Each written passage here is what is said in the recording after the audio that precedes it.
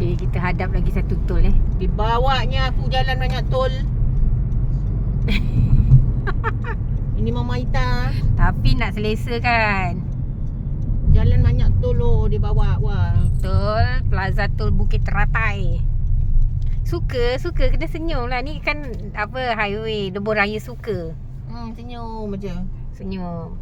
Ni RM2.30 lagi. Mampus. Ada lagi satu tol RM2.30 lagi. RM6 je lah tol. RM6.90. Lepas tu ada lagi kan? Tak ada dah.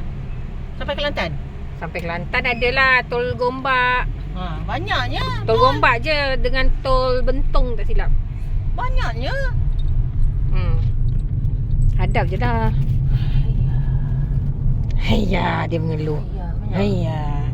Ini macam kena top up lagi tol. Balik kan mau top up. Okey ni mana?